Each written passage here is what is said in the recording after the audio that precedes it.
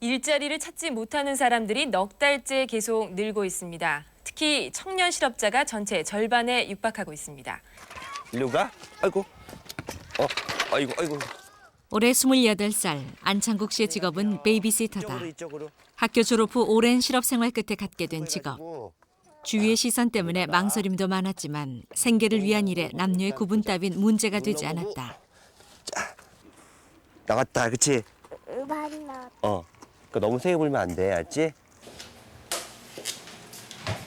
사상 최악의 취업난은 청년들에게도 예외가 아니다.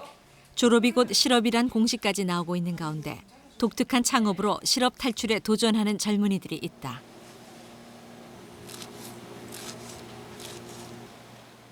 대학 3학년 박규숙 씨는 벌써 사장님이다. 친구들이 취업 준비에 매달린 시간, 그녀는 꿈을 향해 먼저 한 발자국을 내딛었다.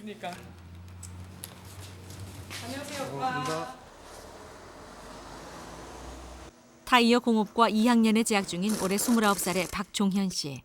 전문대학 입학은 4년제 대학을 졸업하고도 일자리를 구하지 못한 그가 찾아낸 마지막 돌파구였다.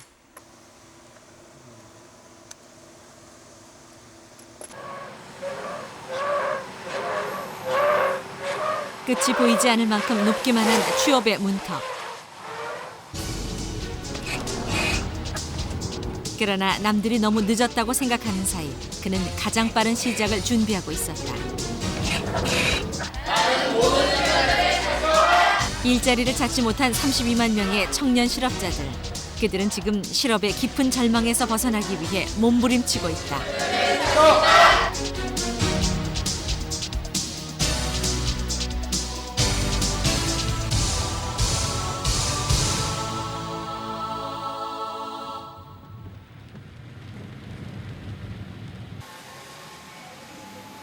우리가 처음 이경호 씨를 만난 것은 서울에 위치한 한 대학교 앞. 그의 모습은 한눈에 보기에도 많이 지쳐 있었다.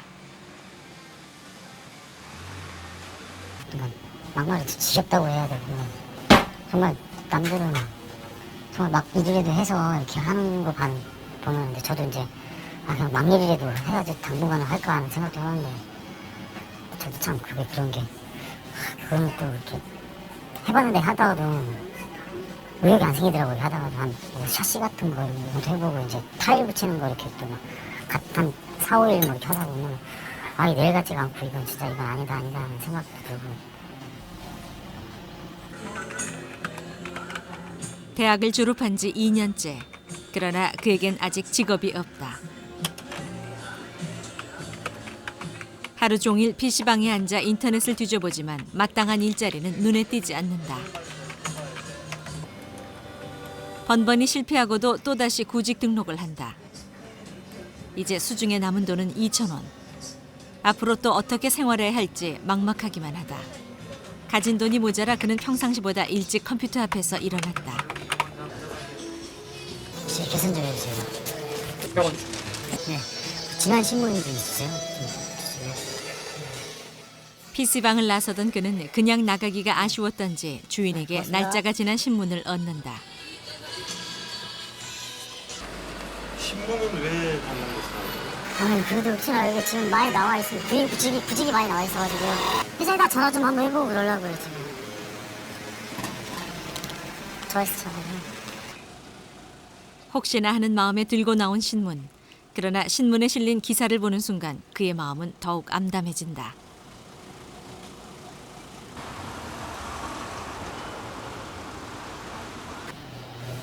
설마 그 대학은 졸업했는데 어떤 있겠지 하는 생각을 했는데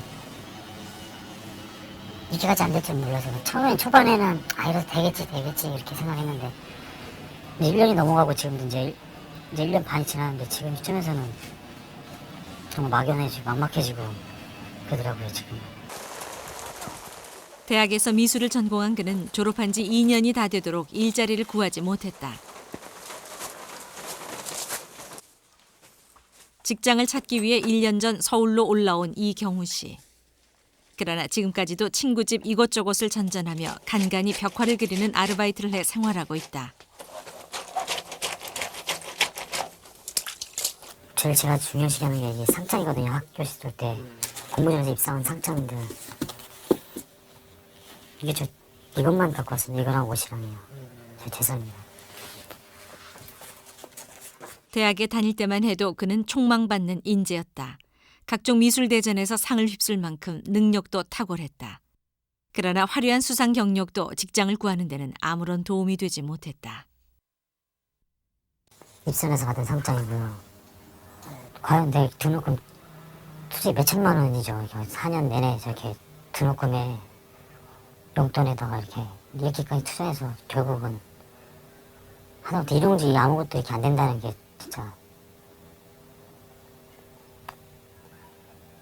더 태워버리고 싶을 때도 있었고요. 저는 상장을.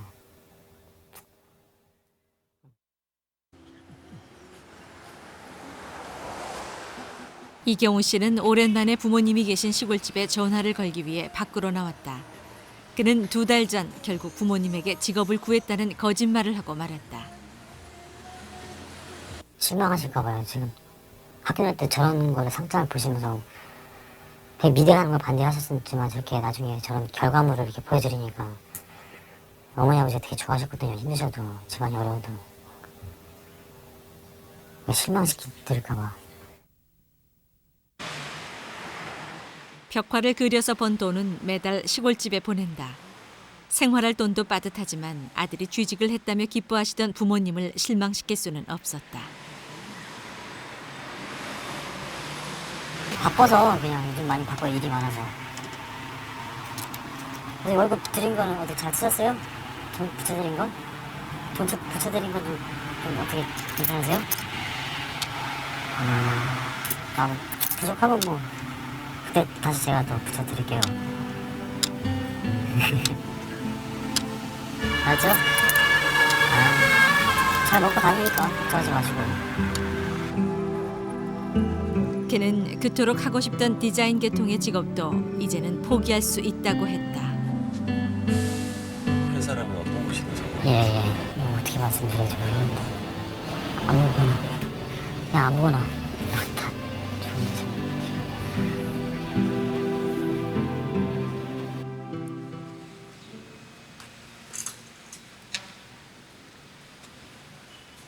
권상희 씨는 지난 2월 대학을 졸업했다. 누구나 부러워할 만한 명문대를 졸업한 권상희 씨. 하지만 사상 최악이라는 취업난에는 학벌도 아무 소용이 없었다. 주로 집에서 노느니 돈 버는 게 낫지 않아요? 그리고 이거는 뭐 취직처럼 어려운 것도 아니고 그냥 한번 해볼까 하고서 넣었는데 돼서. 그녀가 하는 일은 주차 단속 요원. 매일 거리에 불법 주차된 차들을 단속한다. 아침 9시부터 오후 3시까지 일해 버는 돈은 하루 3만 원. 자, 아저씨 여기 주정차 금지 구역이어서 차 세우시면 안 되거든요. 차 빼주세요. 안 들으시죠? 그냥 네 하고 마세요. 아는 사람 만날까봐 저기하지 않아요? 네, 조금 그런 건 있죠. 네. 그래서 되도록 집에서 먼 곳을, 꼭 그런 건 아니긴 한데 다행히 아직까지 안 만나서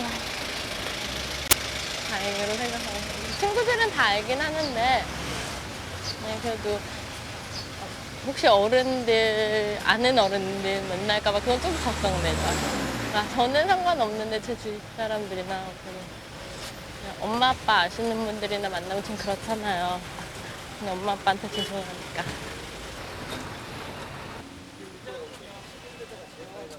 항상 엘리트란 수식어가 따라다녔던 그녀. 하지만 졸업과 함께 찾아온 것은 실업자란 낙인이었다. 여기저기 원서를 넣었지만 모두 떨어지고 말았다.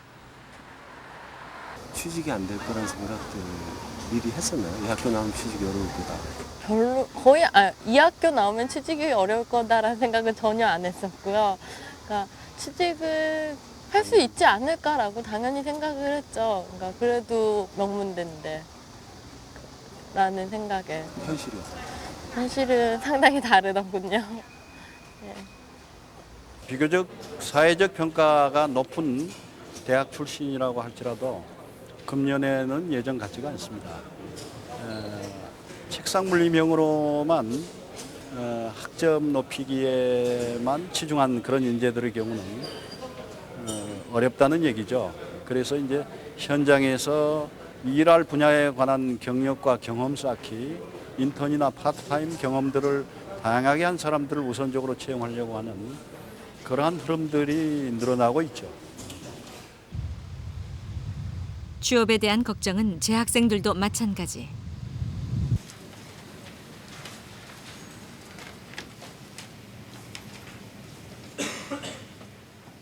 방학이지만 대학 도서관에선 빈자리를 찾기 힘들다.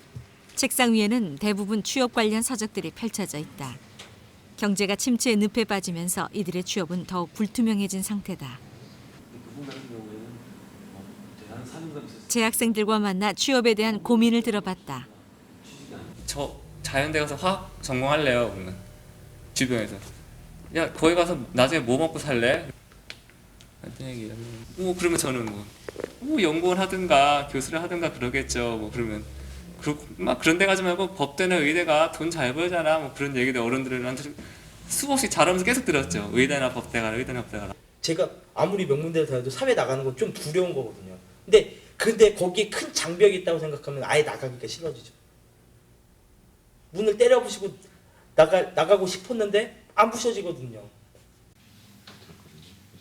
졸업 후 일자리를 구하기 힘들다는 현실보다 실업이 가져올 절망감을 그들은 더욱 두려워하고 있었다. 솔직히 약간 그 외로 청년 실업이라는 게, 그러니까 실업이라는 문제가 사실 개인적인 차원의 문제를 넘어서 사실은 구조적인 데서 많이 기인하는 게 많은데요. 그런데 실제로 사회적인 분위기를 보면 취직을 못한 사람들이 고개를 들 수 없는 분위기잖아요. 현재 상황이라는 게 취직을 못했다는 게 떳떳하지 못하고 숨어서 지내야 하고, 그러니까 그걸 떳떳하게 밝힐 수 없고, 그런 분위기들 자체가 취직을 못한 사람들에게 더 취직을 못한 거에 그 고통보다도 더 크게 작용하는 것 같아요. 그때면 막노동이라도 해라. 근데 4년 동안 그 돈을 주고 4년대를 다녔는데 그 막노동하라고 그 돈을 쏟아부었겠어요? 그 4년제 사립대 돈이 얼마인데? 학비가 얼마고? 그동안 소유한 돈이 얼마고 그런데? 최소한 더 나은 걸 하려고 한 건데 그렇게 실업하고 있는 사람한테 무능력하다고 너 가서 막노동이라도 하려 하면 말 그대로 너는 이제 사회에 나오고자 하니까 좀 떨어져라 이런 것처럼 느끼잖아. 채용 박람회에는 매번 수많은 젊은이들이 일자리를 찾기 위해 몰려든다. 최근 실업의 가장 큰 특징 중 하나는 청년 실업자들이 크게 늘고 있다는 것이다. 한국 경제에 불어닥친 최악의 한파로 기업들 역시 깊은 침체 늪에 빠져들었다.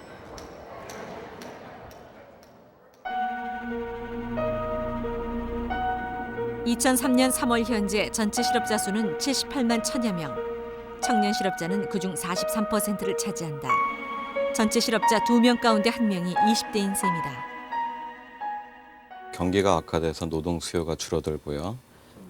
그러다 보니까는 기존의 근로자를 해고하는 것보다는 새로운 근로자를 채용하지 않는 것이 편하기 때문에 그러한 영향은 신규로 노동시장에 진입하는 청년들한테 닥치고요.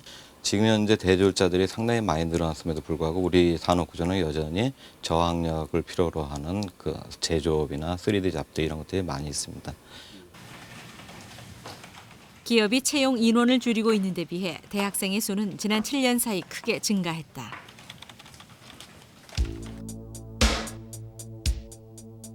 (1995년) 32만여 명이던 대학생 수는 2002년 들어 48만여 명으로 16만 명가량 늘었다.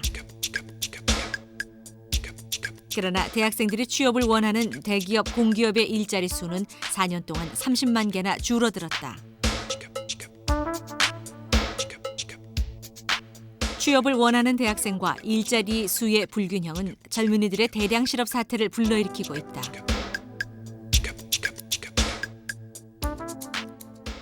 전문대, 4년제 다 포함해서 그 수많은 사람들이 현재 매년 배출이 되고 있는데 이것은 그 우리나라의 교육열과도 무관치 않습니다. 하지만 이 사람들이 모두 그 인류 기업이나 대기업이나 뭐 이런 소위 사회에서 유망하다고 생각하는 회사에만 들어갈 수는 없는 것이 현실입니다. 최근 청년 실업은 사회 문제로까지 비화되고 있다. 지난 4월 22일 한 대학 졸업생이 자신의 자취방에서 목을 매 숨진 채 발견됐다. 그의 나이 올해 24. 오랜 실업으로 인한 괴로움을 견디지 못하고 택한 안타까운 죽음이었다.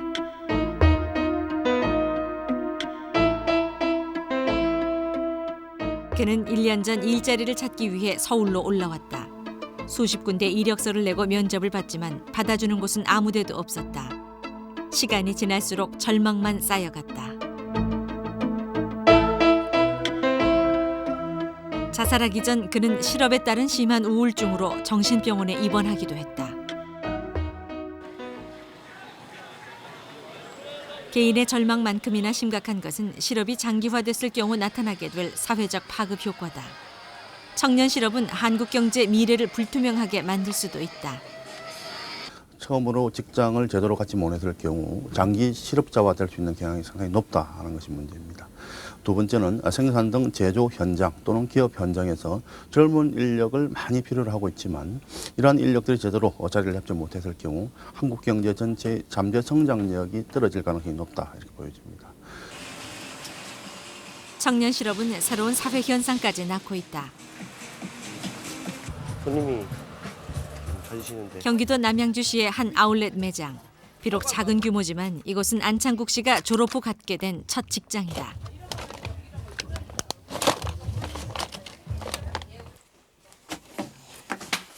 아침 9시부터 밤 10시까지 13시간을 일해 버는 돈은 한 달에 120만 원. 그나마 수십 통의 이력서를 낸 끝에 어렵게 얻은 직장이다.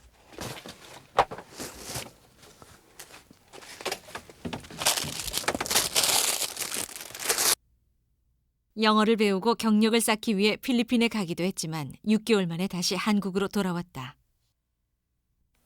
정확히 말하면은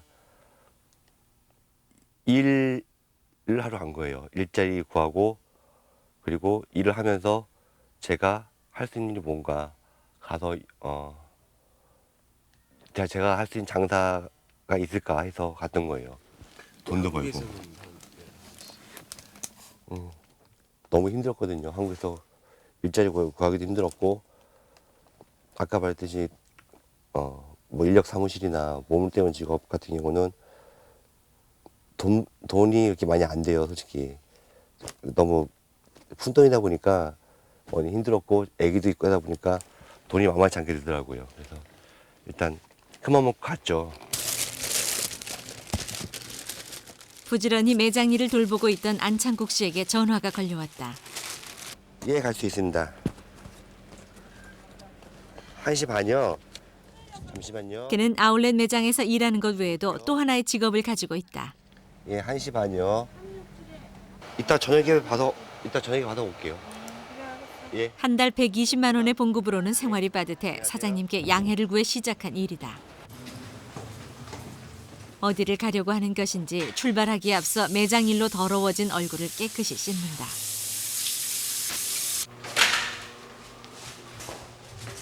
옷까지 갈아입고 나서야 그는 서둘러 발걸음을 재촉한다. 유정이. 잠시 후 도착한 곳은 인근의 한 아파트. 예, 안녕하세요. 유정이 일이죠? 그의 또 다른 직업은 베이비시터다. 들어오세요. 예. 에이, 네, 다녀오시고요. 남자가 아이 보는 일을 하겠다고 하자 처음엔 모두들 꺼려했지만 시간이 지나면서 아이를 믿고 맡기게 됐다. 안녕하세요, 어머님. 하지만 아이를 돌보는 일은 쉽지가 않다. 무엇이 마음에 안 들었는지 다짜고짜 울기 시작한다. 가서 엄마랑 전화하자. 유정이 여기 앉아. 여기 앉아. 큰 거 해가지고 여기다가. 아이를 돌보고 받는 돈은 시간당 5천 원. 하지만 그에겐 적은 돈이 아니다. 처음엔 주위의 시선이 부담스럽기도 했지만 직업을 구하는 일에 남녀의 구분 따윈 문제가 되지 않았다. 맞다, 그치? 그러니까 너무 세게 불면 안 돼, 알지? 천천히. 이 베이비시터 직업에도 남자가 할 수 있다는 그 얘기를 듣고 일단 경제적으로 조금이라도 보탬이 된다 그러면은 그 뭐랄까 뭐든지 하겠다는 심정으로 제가 시작하게 됐어요.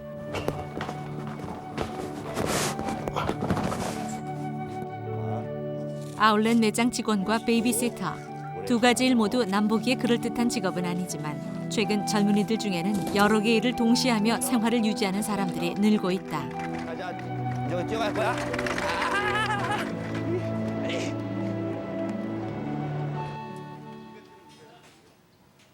최근 들어 외국어와 상식 위주의 학원 풍속도도 변하고 있다.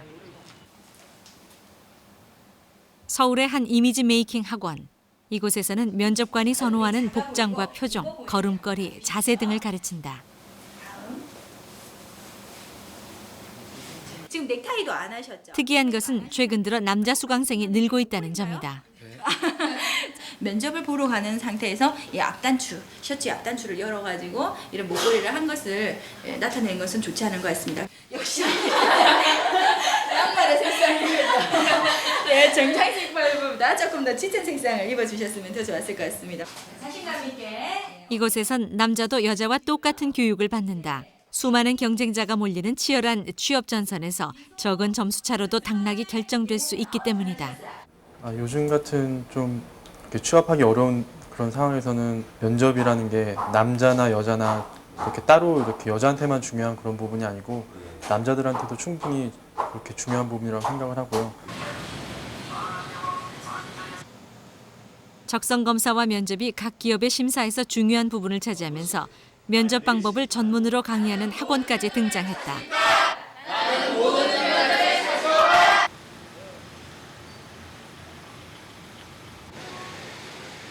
서울의 한 편입학원. 최근의 실업 사태로 다시 대학에 입학하려는 사람들이 늘고 있다. 희망이 보이지 않는 취업에 매달리기보다 의대나 약대에 다시 진학해 안정된 직장을 갖기 위해서다. 네, 가끔 14.6mg이라고 했어요. 14.6mg. 우리가 이 학원의 경우도 2달 사이에 수강생이 4배 이상 늘어났다. 여기 보시면 이제 학원 수강생 중에는 연세대, 고려대, 심지어 서울대 같은 명문대학 졸업생은 물론 외국 유학까지 다녀온 사람도 상당수를 차지한다.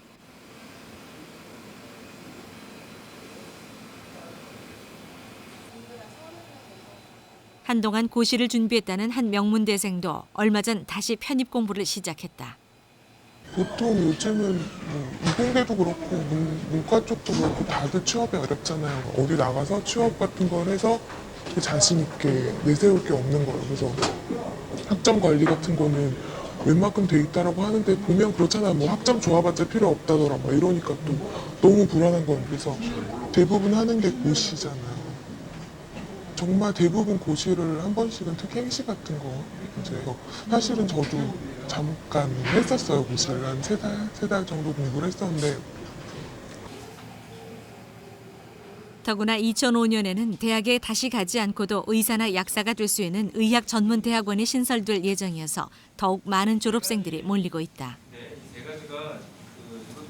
예전에는 이제 보통 명문대 해서 상위권 대학들 주로 이제 그걸 타겟으로 무조건 좋은 대학만 나오면 취직이 보장되고 이런 상황이었는데 지금 이제 그나마도 그것이 안 되기 때문에 정말 어떤 과를 가면 취직이 잘 될 수 있는가 그런 것들을 이제 학생들이 고려를 안 할 수가 없습니다. 그런 것들을 고려를 하다 보니까 전문대학원, 의학 전문대학원, 치의학 전문대학원 도입되면서 이제 의사나 이런 쪽 평생 직업을 가질 수 있는 이과 계통도 앞으로는 더 많아질 거라고 현재는 좀 보고 있습니다. 원 액션 넘어왔습니다.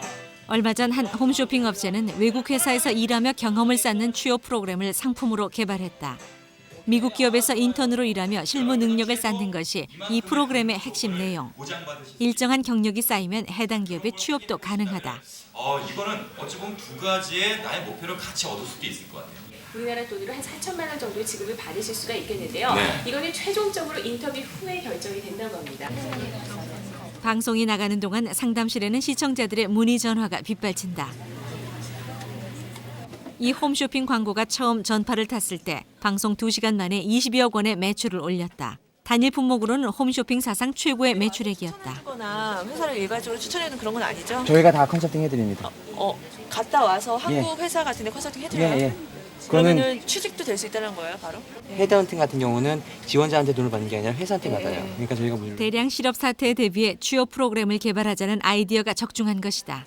취업난이 너무 심각하잖아요. 그 사상 유례 없는 아주 높은 수준을 기록하고 있는데 정말 자기가 원하는 일, 또 자기 전공하고 매치를 시켜서 인턴십이라는 해외 경력을 선진국에서 얻을 수 있다면 그 분야에서 취업을 할 때 훨씬 더 유리하지 않을까라는 처음에 기획력이 그거였었습니다.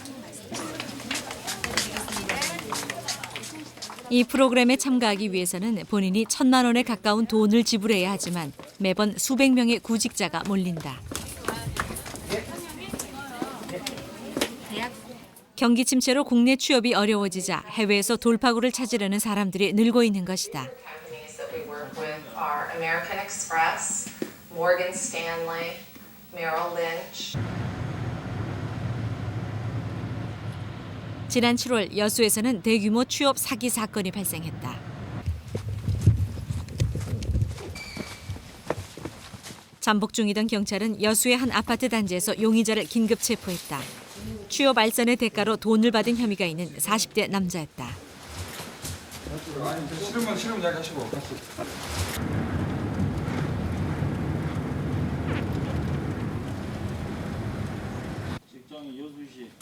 노조의 간부 출신인 용의자들은 자신이 속한 회사에 취직을 시켜주겠다며 피해자들에게 돈을 요구했다. 이들은 소개비 명목으로 한 사람당 3천만 원에서 많게는 5천만 원의 돈을 뜯어냈다. 밝혀진 피해자만도 26명, 피해액은 무려 7억여 원에 달했다.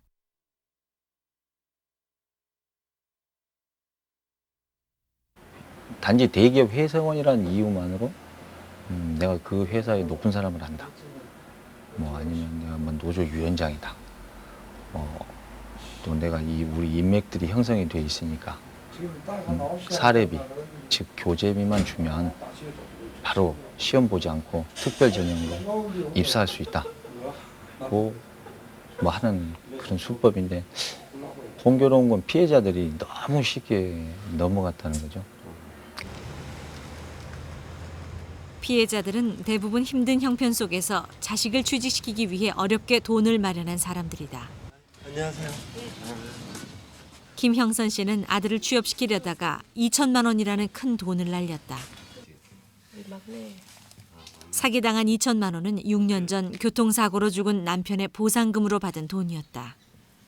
이 아들 우리 잘생긴 거면 그리고 자식을 새끼까지 놓고 사는데 저리 직장이 없이 저라니 얼마나 딱 커요. 또 남들은 다 아빠가 있어서 다 도와주고 그러지만 우리는 저것도 형도 없고 아빠도 없고 믿는 건 나 나뿐인데 그래서 한 것이 말로 다 못해요. 속상하고 큰 건 말로 다 못하고.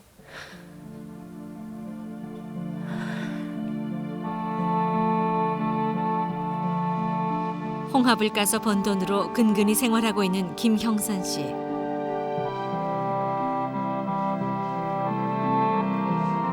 돈을 잃은 억울함보다 취업에 대한 희망이 사라진 것이 더 가슴 아프다고 한다. 그래도 우리 아들 좋은 데는 못 바래도 먹고 살 수 있는 직장이라도 잡는 것이 제일 그것이 큰 욕심 안 부려요.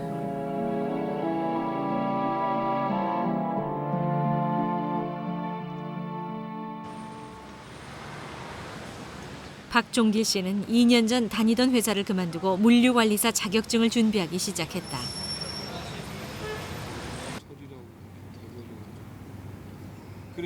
무조건 취업하고 보자는 심정으로 들어간 직장에서 적응이 힘들었기 때문이다. 그러나 막상 20대 1의 경쟁률을 뚫고 얻은 자격증은 아무데도 쓸모가 없었다. 이런 일을 하려고 제가 물류관리사를 자격증을 땄는가 싶을 정도로 완전 노가다 일이었습니다. 거기는 일할 사람이 없어서 외국인 근로자라고 그러나요? 그 중국 사람들 불러다 쓰고요. 그다음에 일당 잡부들도 불러다 쓰고, 그러니까 일하는 구인난에 시달리는 그런 쪽 일이었습니다. 박종길 씨는 물류관리사 자격증을 코팅까지 해서 소중히 보관하고 있다. 이젠 휴지 조각이 됐지만 그냥 버릴 수도 없었다. 자격증을 딸 때 희망은 물거품처럼 사라졌다.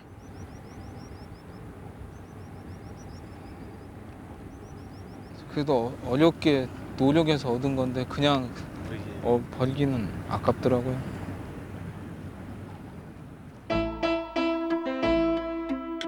물류관리사는 올해로 7년째를 맞는 국가공인 자격증이다. 시험을 주관해온 건설교통부는 자격증이란 단지 해당 분야의 능력을 인정하는 증서일 뿐이라며 책임을 회피했다. 이건 자격증은 자격증이죠. 그래서 그 분야에 자기가 채용을 원하는 분야에서 필요한 소양을 미리 공부한다. 그런 의미는 상당히 큰 거 아니겠습니까? 자격증이니까. 예. 자격증이 채용증이 아니니까요. 채용 시험이 아니니까. 그러면은 그걸 얻기 위해서 고생한 사람들만 헛고생하는 거 아니겠습니까? 도서관 문 닫을 때까지 계속 공부하고 여름에 정말 공부 열심히 했어요.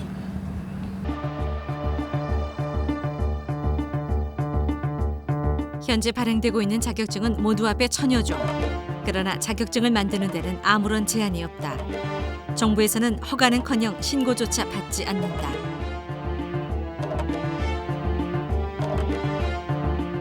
문제는 취업이 어려운 때일수록 자격증에 대한 기대가 커지기 마련인데 이를 규제할 수 있는 법적 토대가 전혀 마련돼 있지 않다는 점이다.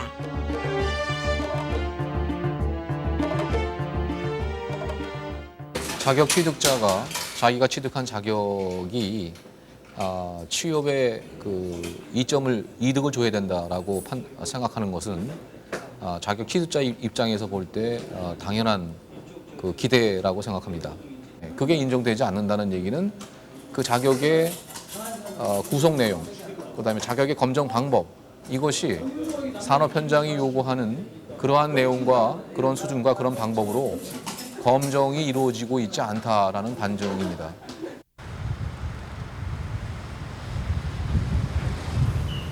더구나 올해 취업난은 사상 최악에 이를 것으로 보인다. 현재 한국 경제는 IMF 이후 최대 위기를 맞고 있다. 세계 경제에 불어닥친 불황의 그늘은 한국 경제 동반 침체를 몰고 왔다. 이런 경제 불황은 올 하반기에도 좀처럼 회복되기 힘들 것으로 전문가들은 내다보고 있다. 저희가 상장 등록사 303개사를 대상으로 하반기 채용 계획에 대해서 물었습니다.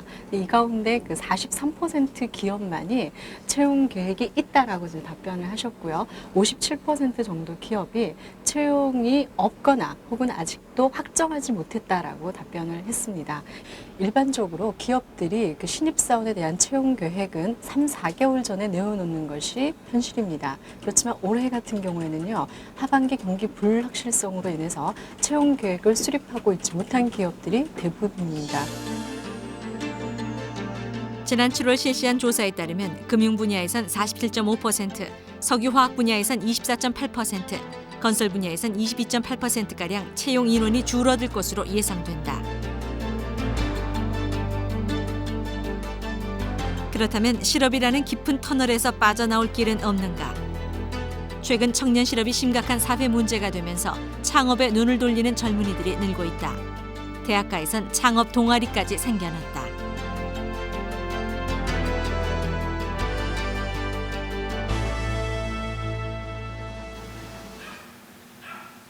아직 채 날도 밝지 않은 이른 새벽, 남들보다 일찍 문을 연 가게가 있다. 10평 남짓의 작은 가게에선 가운까지 갖춰 입은 학생들이 부지런히 과일을 썰고 있었다. 수박, 참외, 포도 등 다양한 과일들이 먹기 좋은 크기로 잘려져 있다. 올해 22살 대학교 3학년에 재학 중인 박규숙 씨는 벌써 사장님이다. 친구들과 뜻을 모아 2달 전 과일 배달 전문점을 열었다.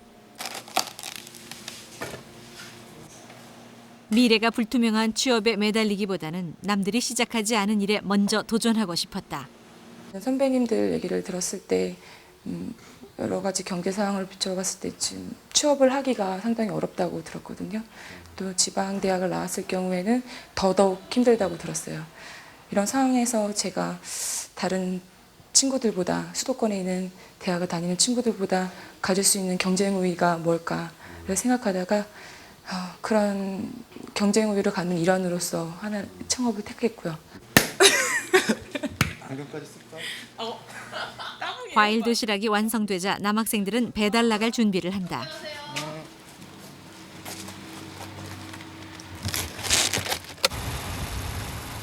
창업 동아리에서 만난 이들은 어떤 사업을 할지 고민하다 과일 도시락을 만들기로 했다. 바쁜 직장인과 한 번에 여러 가지 과일을 먹고 싶어하는 사람들을 위한 아이디어였다. 아침 배달이 끝나고 나면 과일 가게로 향한다. 신선한 과일을 고르기 위해서다. 이거 안 될 텐데. 문제가 있는데. 이건 안 된다.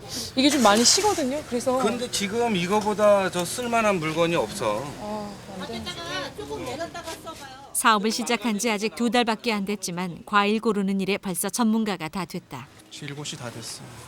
그럼 내일 새벽에 왔다 해야 되는데. 새벽에 가지고 과일 보고 따르겠어요.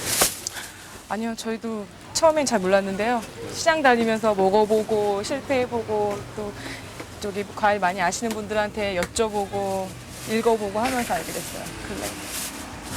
그 과정 속에서 뭘 쉽게 있을 것 같아요. 길은 멀다. 과일 고르는 건요, 정말 10년, 15년이 지나도 정말 어렵거든요. 항상 여기 아저씨께서도 말씀하시는데 정말 어려워요, 과일 고르는 거.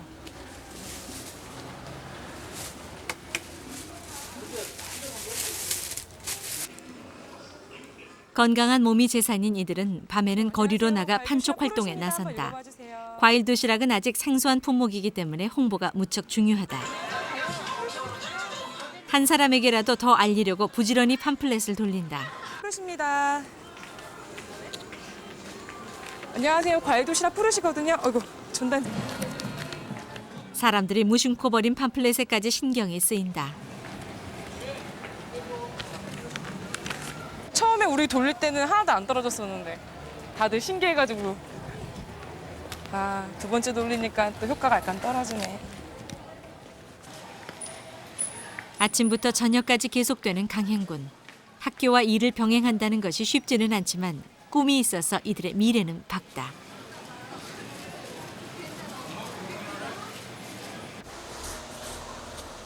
차별화를 통해 취업난을 극복하려는 이색 학과들도 등장했다. 올해 29살의 박종현 씨는 타이어 공업과 2학년에 재학 중이다.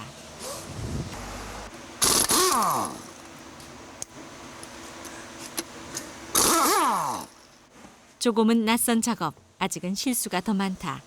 박종현 씨는 이 학교에 입학하기 전 이미 4년제 대학을 졸업했다. 그러나 졸업 후 그를 불러주는 직장은 아무 데도 없었다.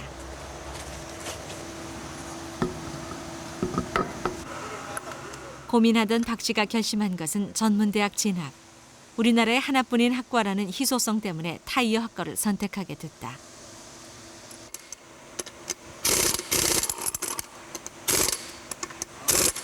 그 전문대로 다시 갈 바에는 학원을 다니지 않겠냐는 그런 그 말씀들도 많이 들었는데요.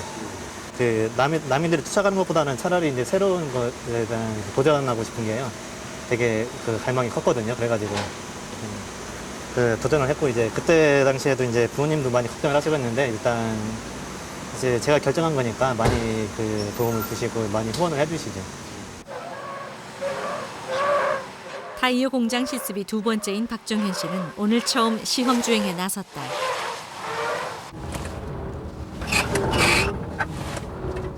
타이어의 성능을 알아보기 위한 테스트.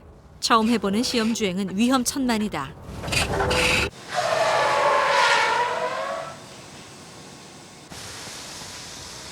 학생들은 2년 동안의 현장 실습을 거친 뒤 취업하게 된다. 정신없이 일을 하는 사이 어느새 하루 일과가 끝났다. 학생들은 현장 실습이 끝나고 나면 하루 동안 한 일을 기록하고 직원들로부터 확인을 받는다. 이렇게 기록한 실습 일지는 학과 성적에 그대로 반영된다. 이번이 2번째였었는데요. 처음에 탈 때는 진짜 아무것도 몰랐는데 오늘 타보니까 저희가 솔직히 말하면 조금 정도는 이제 어느 정도는 좀 오는 것 같더라고요. 아직은 멀었지만. 밖에서 접할 수 없는 좀 새로운 그런 거니까. 좋은 거 생각하시고. 조금씩 일을 배우고 알아가면서 타이어를 만지는 사람들이 세상에서 가장 멋있게 보이기 시작했다는 박정현 씨. 그는 자신의 선택을 후회하지 않는다. 수고하셨습니다.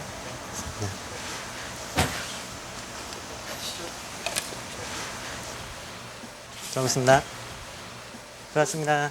뭐 자기가 선택할 수 있는 길이라면 거기에 대한 그의 책임까지는 자기가 져야 되는 거기 때문에 남들의 시선 같은 거는 굳이 많이 자기 앞날을 개척하는 데에서는 영향을 주지 않을 거라고 생각하거든요. 지금 그에겐 타이어 전문가란 새로운 꿈이 연글고 있다. 남들보다 조금 늦은 출발, 그러나 시작은 늦지 않았다. 유명한 대기업만이 자기 자신의 어떤 첫 직장이 되리라는 생각을 갖기보다는 중소기업에 취업을 해서 자기 자신의 역량을 인정받고 능력을 개발해서 필요한 경우 자신이 원하는 대기업으로 자리 이동할 수 있는 부분, 최근의 경력 시장의 어떤 활성화도 염두를 둘 필요가 있다 생각이 됩니다. 중소기업이 밀집한 시화공단. 세상은 일자리를 찾지 못한 사람들로 넘치지만 이곳에선 일할 사람 찾기가 힘들다. 아무리 직장을 구하기 힘들어도 3D 업종에서 일하려는 사람은 여전히 드물기 때문이다. 외국인 노동자를 고용해 겨우 공장을 꾸려가고 있는 실정이다. 대학을 졸업한 조용기 씨는 모두가 기피하는 3D 업종을 직장으로 선택했다. 취업을 하려고 하니까 다른 업체에 가봐도 경력직을 많이 채용하고 신입 같은 경우는 많이 받아주지도 않고, 그래서 남들이 싫어하는 3D라도 어떻게 와서 일해볼까 싶어서 그냥 왔어요. 의외로 여기가 괜찮더라고요. 그래도 일단 사람들이 없으니까 안정적이고 잘릴 염려는 없으니까요. 고등학교 졸업자나 외국인 노동자들과 똑같은 봉급을 받으며 일하고 있는 조용기 씨. 그러나 그는 이 일을 통해 돈보다도 소중한 희망을 되찾을 수 있었다.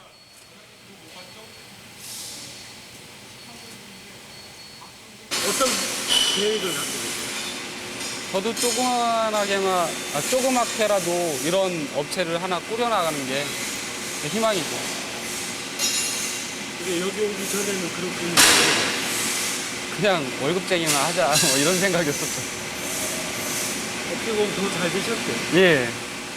그래도 제가 가야 할 방향이 섰다는 거, 그거 하나 잘 된 거.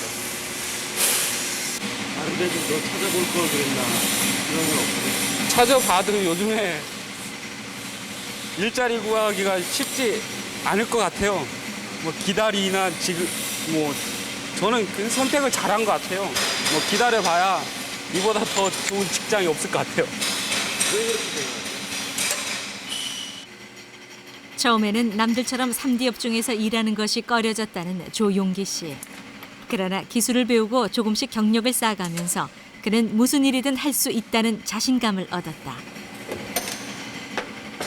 조그만 생각의 변화가 큰 변화를 불러온 것이다. 일단은 인식을 바꿔야 될 것 같습니다. 노동시장에 대한 인식을 정확히 해야 되는데요. 10년 전에는 대졸자가 상대적으로 귀했던 시절입니다. 그렇기 때문에 대학 졸업생이 갖는 프리미엄이 있었습니다. 근데 지금은 대학 졸업생도 워낙 많고 이제 프리미엄은 사라졌습니다. 제가 말씀드린 건 눈높이를 낮추라는 얘기가 아니라 눈높이를 정확히 해야 된다는 것이죠.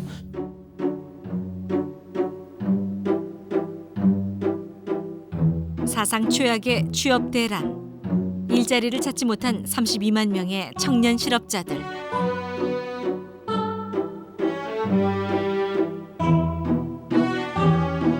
실업은 이제 막 사회에 첫 발을 내디딘 젊은이들을 절망의 나락으로 내몰고 있다. 끝이 보이지 않는 청년 실업. 꿈과 희망을 잃지 않기 위한 그들의 몸부림은 지금도 계속되고 있다.